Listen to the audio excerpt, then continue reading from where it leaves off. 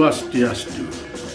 Umat sedharma yang saya cintai, anjuran pemerintah yang terus-menerus dikumandangkan selama wabah virus corona atau yang dikenal dengan COVID-19 ini adalah mari kita di rumah saja, bekerja di rumah, belajar di rumah, dan beribadah dari rumah. Bekerja dari rumah sudah hal yang biasa dilakukan. Belajar dari rumah pun sudah makin populer. Guru-guru di sekolah memberikan daftar pekerjaan rumah lewat WA. Lalu bagaimana dengan beribadah di rumah? Itu pun sudah tidak perlu dipertentangkan. Semua agama sudah mempraktekkan bagaimana beribadah di rumah. Di kalangan umat Islam misalnya, sholat Jumat pun diganti dengan sholat di rumah masing-masing. Umat Kristiani juga begitu, menutup gerejanya dan melakukan kebaktian secara virtual atau online. Umat Hindu demikian pula. Selama wabah corona ini merebak, ada beberapa piodalan di pura yang sesungguhnya ritualnya harus besar, tetapi hanya dibuat kecil saja. Yang datang pun hanya pemangku dan petugas yang membawa sesajen. Tentu tidak bisa batal sama sekali. Karena itu ada ritual kecil yang hanya dihadiri oleh beberapa orang pemangku saja, dan itu pun dengan tetap menjaga jarak yang dianjurkan oleh pemerintah. Umat yang datang, kalaupun ada, hanya umat di sekitar pura itu saja. Semua posisi umat ketika melakukan persembahyangan juga dengan jarak-jarak yang lebih dari 1 meter. Tidak ada masalah sama sekali. Itu misalnya sudah terjadi pada piodalan di Pura Besakih yang seharusnya ada ritual besar yang disebut Betara Turun Kabeh pada Purnama Kedasa tanggal 7 April yang lalu. Juga bersamaan dengan hari Purnama Kedasa itu, di Pura Ulen Danu Batur yang biasanya begitu besar dan begitu meriah berhari-hari juga ditiadakan. Masalahnya sekarang adalah bagaimana cara kita melakukan persembahyangan di rumah memenuhi anjuran pemerintah beribadat di rumah saja. Apakah bersembahyang di rumah dibenarkan dalam ritual Hindu yang biasanya dibuat besar-besaran di sebuah pura, di mana umat harus datang mengunjungi pura itu? Ternyata tidak ada masalah apa-apa. Apalagi kalau kita mengacu kepada prinsip dasar dari agama Hindu yang meyakini bahwa Tuhan ada di mana-mana. Tuhan menguasai alam semesta. Tuhan Maha Besar, tidak bisa dibayangkan. Tetapi juga Tuhan bisa Maha Kecil yang bersemayam di dalam diri kita masing-masing. Kalau Tuhan ada di mana-mana, ada di alam semesta, ada di Buana Agung, ada di dalam diri kita di Buana Alit, dimanapun kita berada, kita bisa memuja Beliau. Yang harus dikenali terlebih dahulu sekarang adalah bagaimana cara kita memuja Tuhan. Apakah kita langsung memuja Tuhan? Apakah Beliau kita puja lewat Istadewata? Atau yang dikenal dengan dewa-dewa? Ataukah kita memuja Tuhan terlebih dahulu dengan memuja leluhur kita yang sudah menyatu di alam Tuhan. Amor ing acintia. Banyak orang yang melupakan hal-hal ini, terutama bagi umat Hindu yang biasa bersembahyang rame-rame ke pura. Apalagi persembahyangan di pura itu mengandalkan tuntunan seorang pandita atau seorang pemangku yang memimpin ritual. Sementara umat yang begitu banyak bersembahyang hanya ngaturang bakti saja, hanya muspe pada akhir ritual upacara. Saya ingin memberikan contoh-contoh bagaimana kita beribadat di pura, terutama sekali melakukan pemujaan kepada Tuhan, baik secara langsung maupun melalui Ista Dewata, atau setelah melakukan pemujaan kepada leluhur kita. Sekarang misalnya ada piodalan di Pura Besaki. Di komplek Pura Besaki itu ada banyak pemujaan. Ada yang berhubungan langsung dengan Tuhan Yang Maha Esa, yang disebut penataran utama. Ada di pusat dari komplek Pura Besaki itu. Dan ada pura untuk memuja leluhur yang disebut Pura Pedarman, yang ada di kanan kiri Pura Penataran Besaki. Jika piodalan itu berlangsung dengan normal, tidak ada bencana apapun, umumnya umat menuju Pura Pedarman lebih dahulu. Selesai di sana bersembahyang, barulah menuju Pura Penataran. Apa maksudnya? Ketika kita memuja leluhur di Pura Pedarman lebih dahulu, kita minta restu pada leluhur. Dan kita bersama-sama dengan leluhur kita memuja Tuhan Yang Maha Esa di penataran utama yang ada bangunan Padma 3. Nah, dalam keadaan tidak normal seperti sekarang ini, ada virus corona, maka kita tidak bisa mendatangi Pura Besaki. Kita harus bersembahyang dari rumah. Dari mana kita bersembahyang? Atau yang lebih mudah dipahami, di mana kita menaruh sesajen yang kita haturkan? Di sini pasti ada perbedaan di setiap keluarga. Apakah rumah itu dilengkapi dengan sanggah atau merajan?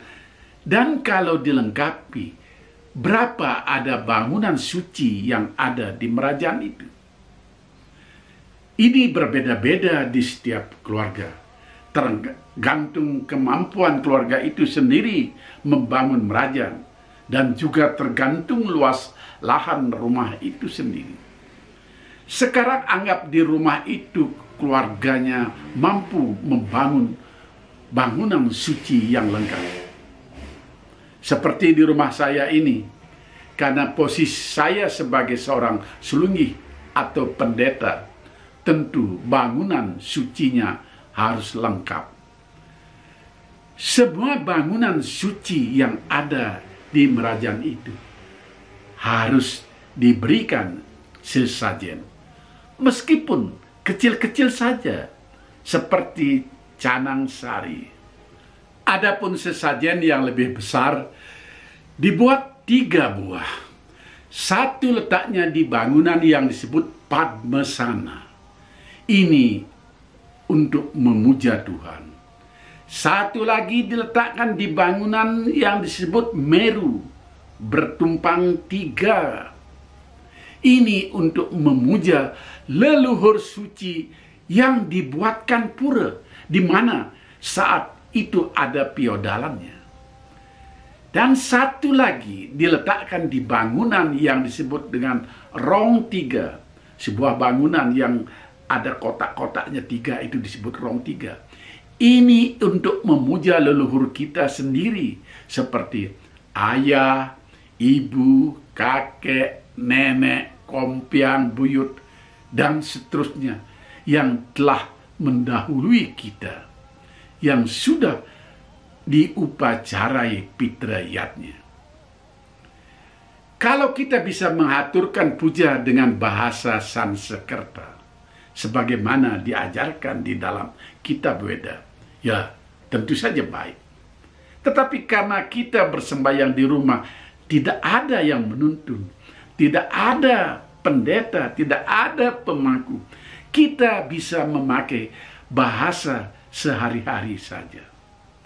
Tuhan mengenal berbagai jenis bahasa, baik yang diucapkan maupun bahasa di dalam hati. Sebisa-bisanya lah kita harus ucapkan, karena persembahyangan di rumah tidak ada yang menuntun. Kalau kita bersembahyang bersama di pura, tentu ada pemangku, bahkan pendeta yang menuntunnya. Seperti yang saya jelaskan tadi, kita tinggal ngaturan bakti pada akhir pemujaan. Nah, kalau di Merajan sendiri, kita harus lakukan sendiri. Tidak ada yang menuntun. Kemudian bagaimana kalau keluarga itu hanya punya Merajan yang sederhana? Tidak bisa membangun Merajan yang bangunannya ada Padmasana, ada Meru, ada Rong Tiga, dan seterusnya.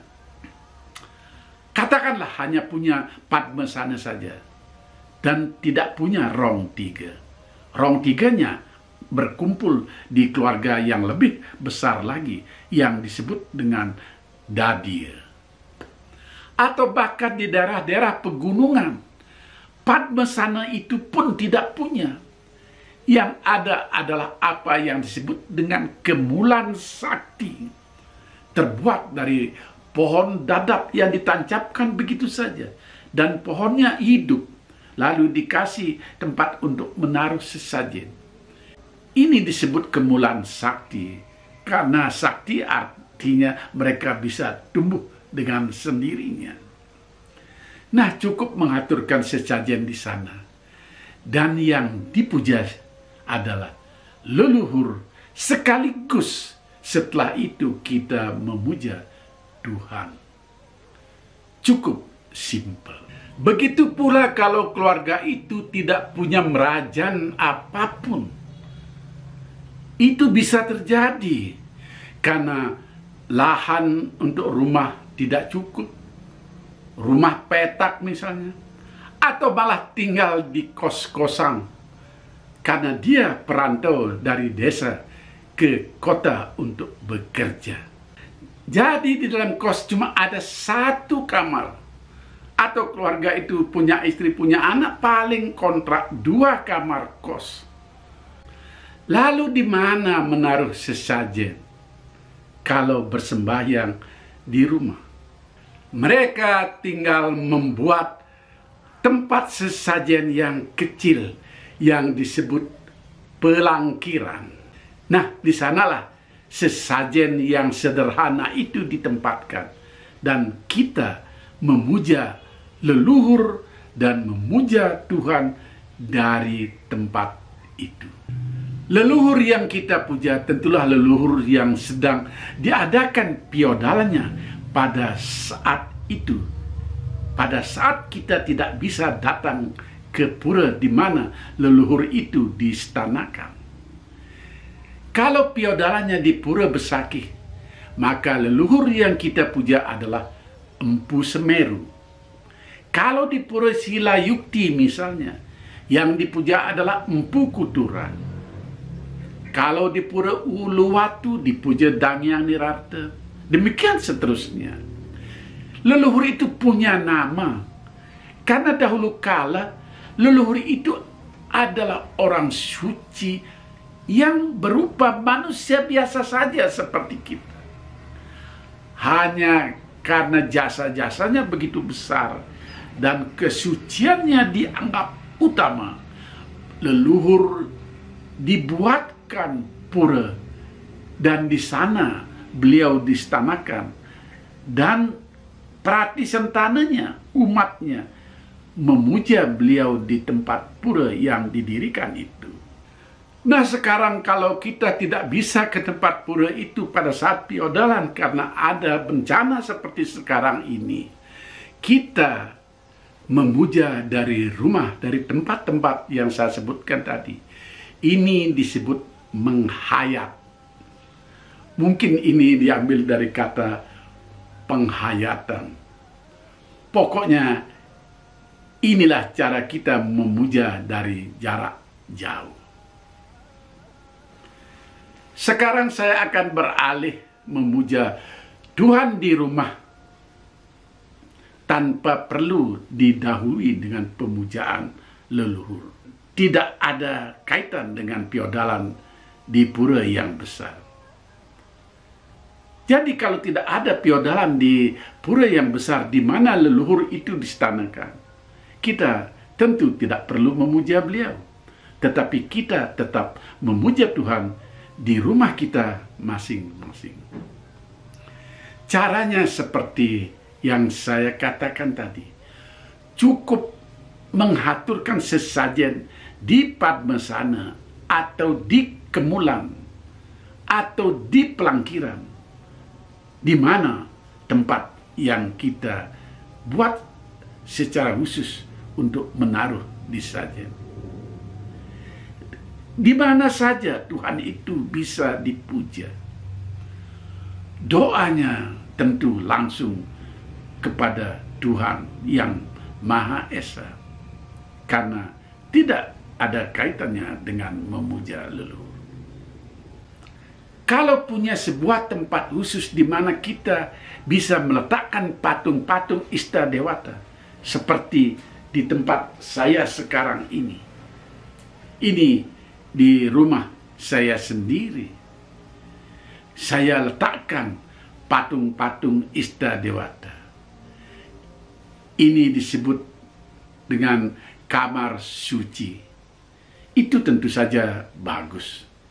Tapi kan tidak semua orang bisa membuat kamar suci seperti ini. Nah, di sini kita bisa melakukan persembahyan setiap saat. Kalau kita tidak punya tempat seperti ini, ya kita cari tempat yang tenang. Di kamar tidur pun tidak apa-apa. Kalau ada tempat untuk bersila di bawah, ya gunakan itu. Atau di dekat kita menaruh pelangkiran. Kita naruh pelangkiran di tembok. Kemudian di bawahnya ada ruang sedikit. Di sana kita bisa duduk bersila memuja Tuhan. Atau kalau sangat terpaksa bisa duduk di atas kursi. Lalu bagaimana cara kita bersembahyang? Tergantung apakah kita meletakkan patung apa di tempat itu. Apakah patung Dewa Siwa, patung Ganesha, patung Saraswati, atau Laksmi? Kalau kita menempatkan atau menstanakan dewa-dewa lewat patung di tempat itu, maka pujalah terlebih dahulu dewa itu. Misalnya di kamar suci kita menempatkan patung Siwa. Patung Siwa seperti ini. Maka sebelum kita memuja Tuhan Yang Maha Esa, kita ucapkan doa untuk Dewa Siwa. Kita bisa bersila atau duduk di depan patung Siwa, kemudian kita melantunkan dewa untuk Dewa Siwa. Om Nama Shivaya Sarvaya Dewa Dewi Yawenawa Rudrasya Buanasya Siwa Rupa Yawenawa Om Tuam Sivam Tuam Mahadewa Iswara Parameswara Brahma Wisnu Rudrasya Purusa Parikirtita. Nah, setelah itu baru kita memuja Tuhan. Kalau kita menaruh patung Ganesha, dan Ganesha sekarang sangat populer di Bali karena rupanya orang sangat tertarik kepada dewa kebijaksanaan ini. Maka kita mengaturkan puja kepada dewa Ganesha terlebih dahulu. Mantramnya bisa yang pendek, bisa yang panjang, tergantung kemampuan kita seberapa banyak waktu yang ada, dan juga seberapa banyak mantram yang kita sudah hafalkan. Kalau kita menempatkan patung Saraswati, ini patung Saraswati, kita puja Dewi Saraswati lebih dahulu. Om Saraswati namastu bayam waradeka merupini sidaran temukari suami sider bawantu rasad. Demikian seterusnya. Kalau kita menempatkan patung Laksmi, ya dipuja Laksmi. Laksmi, Dewi kekayaan. Kita bisa memohon anugerah agar kita diberikan rezeki. Puja untuk Dewi Laksmi banyak sekali. Kita ambil salah satu bait yang kita suka, atau 2-3 bait, terserah kemampuan kita. Kalau waktunya juga ada dan kita juga hafal. Om Namaste Astu Mahamaya Sriti Pije Surapujite Sang Kecakra Gada Aste Mahalaksmi Namostute. Ini yang paling populer karena merupakan bait yang pertama untuk Dewi Laksmi. Kalau ternyata kamar suci itu memang luas dan memang khusus dibuat untuk bersembahyang di rumah, seperti yang saya buat ini, di mana banyak sekali patung yang saya stanakan, yang saya tempatkan di sana.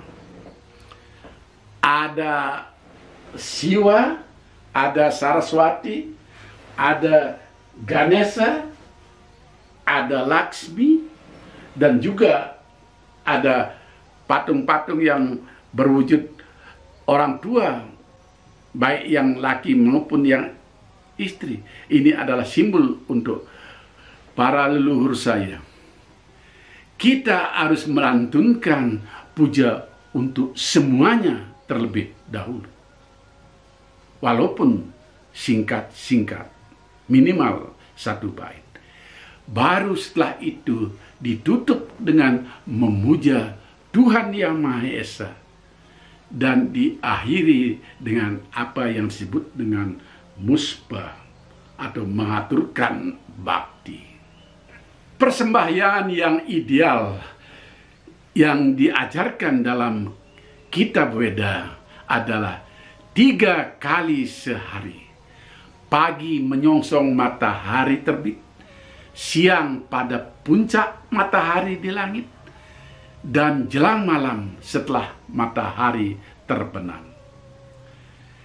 Tetapi kalau kita mendengarkan siaran radio dan televisi di Bali, waktunya sudah ditentukan pada pukul 6 pagi, pukul 12 siang, dan pukul 6 sore.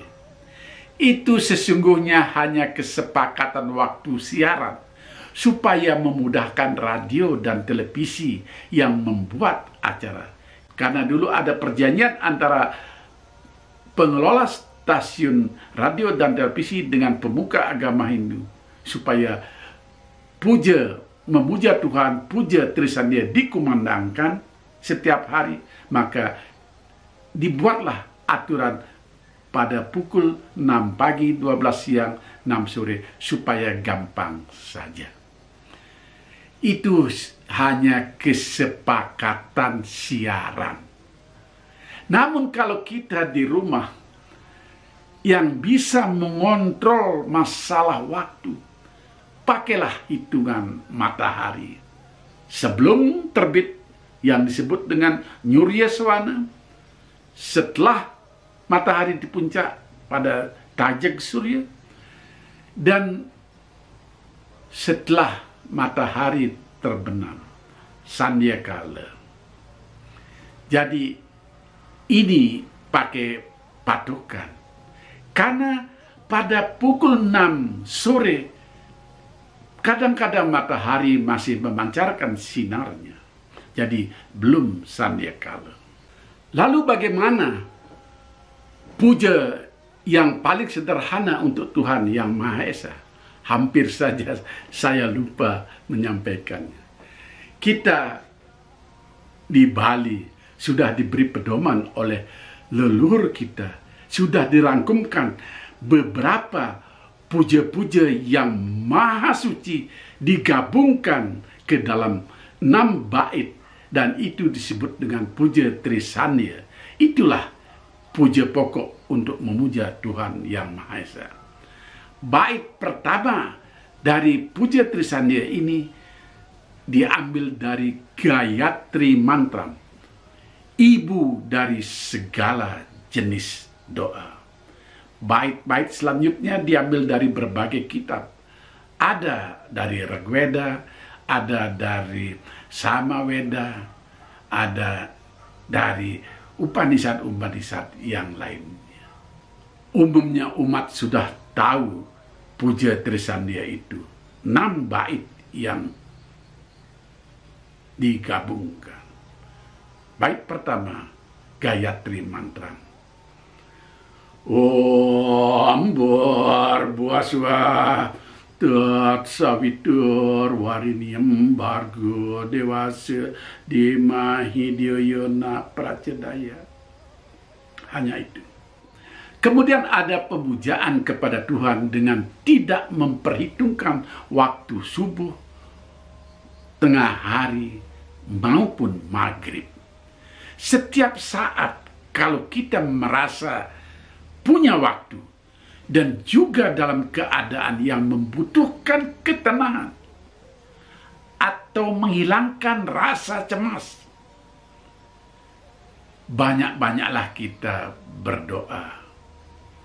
Yang pendek-pendek tidak apa-apa. Yang penting semuanya ditujukan kepada Tuhan Yang Maha Esa. Dan yang paling sering dilantunkan adalah Gayatri Mantra, seperti yang sudah saya lontarkan tadi. Mantra ini sekali lagi adalah ibu dari segala mantra. Kita bisa melantunkan di dalam hati ketika misalnya kita merasa cemas di dalam penerbangan di pesawat yang bergoncang karena cuaca yang buruk, atau kita lagi di mobil dan merasa perlu melantunkan mantra Gayatri itu untuk ketenangan kita. Bisa diucapkan berulang-ulang di dalam hati, dan iramanya pun terserah, karena mantra ini bisa dinyanyikan dengan puluhan jenis irama. Saya sudah pernah menguraikan bagaimana irama Gayatri Mantra dari berbagai budaya. Ada budaya Dayak, ada budaya Jawa, ada budaya Bali, ada budaya India, dan seterusnya. Terserah mana irama yang tepat, yang cocok, yang sesuai dengan selera kita. Tapi intinya ya cuma itu saja. Seperti yang dilantunkan anak-anak di sekolah dasar. Om Bhurvasvaha Tat Savitur Varenyam Bhargo Devasya Dhimahi Dhiyo Yona Prachodaya. Itu yang standar. Kalau kita melantunkan Gayatri Mantra tidak pada saat-saat jam persembahyangan, yaitu pagi, siang, dan maghrib, kita bisa mengulang-ulangnya. Seberapa banyak kita bisa mengulang mantra Gayatri setiap persembahyang? Tentu saja terserah kita. Tapi kalau Gayatri Mantra dikaitkan dengan puja Trisanya, itu harus diucapkan sekali saja, karena akan dilanjutkan dengan bait kedua, ketiga, keempat, kelima, dan keenam dari rangkaian puja Trisandia itu. Tapi kalau kita mengucapkan, melontarkan, melantunkan Gayatri Mantra berulang-ulang, tidak ada kaitan dengan puja Trisandia, kita bebas seberapa kita mampu. Tetapi umumnya untuk ritual, kita bisa mengulang Gayatri Mantra atau doa apapun diulang-ulang sebanyak 9 kali, 33 kali, dan 108 kali. Doa dengan mengulang mantra-mantra suci ini disebut dengan namaskaram. Dan karena itu sesungguhnya bukan hanya Gayatri Mantra yang bisa diulang-ulang, juga semua jenis mantra pemujaan yang lain. Tentu dicari yang pendek-pendek, karena kalau mantranya panjang, bagaimana mengulangnya? Misalnya, kita ingin namaskaram, mengulang nama suci Dewa Siwa dalam setiap kesempatan. Kita bisa mengucapkan Om Namah Shivaya, Om Namah Shivaya, Om Namah Shivaya. Diulang-ulang terus. Atau yang lebih panjang lagi untuk memuja kekuatan Dewa Siwa, sebuah mantra suci yang disebut dengan metrium mantra. Om Trayambakam Yajamahe Sugandim Mustewardanam Karu Kami Pabandanat Mrityor Moksaya Mamriat. Demikian yang lebih panjang dari Om Namah Shivaya. Nah, kalau kita mengulang mantra itu cuma 9 atau 11 kali, kita bisa memakai jari-jari tangan kita untuk menghitung. Om Namah Shivaya, Om Namah Shivaya, Om Namah Shivaya, seterusnya sampai 11. Tetapi kalau kita ingin mengulang 33 kali, apalagi sampai satu putaran yang disebut putaran sempurna, yakni 108 kali, pakailah Gayatri atau nama kerennya Japamala. Ini contohnya. Om Namah Shivaya, tarik. Om Namah Shivaya, tarik. Om Namah Shivaya sampai 108. Karena Japamala yang dipakai oleh umat Hindu, butir-butirnya ada 108. Dan tolong diingat, yang penting adalah pengucapan mantra itu. Adapun Gayatri atau Japamala ini fungsinya hanyalah alat itu. Jadi kalau Anda melakukannya dengan kebiasaan menarik setiap butir atau mendorong setiap butir, itu sama saja. Tergantung kebiasaan Anda sendiri. Karena ini hakikatnya adalah alat hitung untuk berjapamala, untuk melakukan namaskaram. Tentu yang dibutuhkan adalah keadaan tenang dan hening agar kita bisa konsentrasi. Jadi sampai menghitung 108 kali tiba-tiba pikiran kita melayang kemana-mana, itu tidak dianjurkan. Dari 1 kali sampai 108 kali diupayakan kita tetap dalam konsentrasi untuk memuja Tuhan lewat sinar saktinya yang disebut Istadiwata, yang disebut dewa, sesuai dengan puja atau mantra yang kita pakai.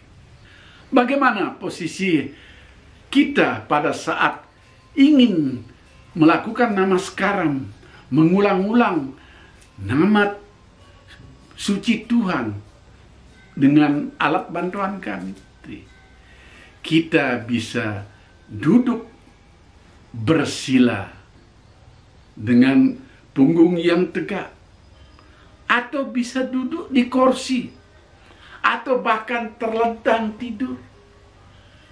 Yang penting kita mencari sesuatu yang nyaman. Ucapan mantra itu boleh di dalam hati, tidak terdengar suara apa-apa, atau bersuara lirik, tergantung situasi dan mood Anda sendiri.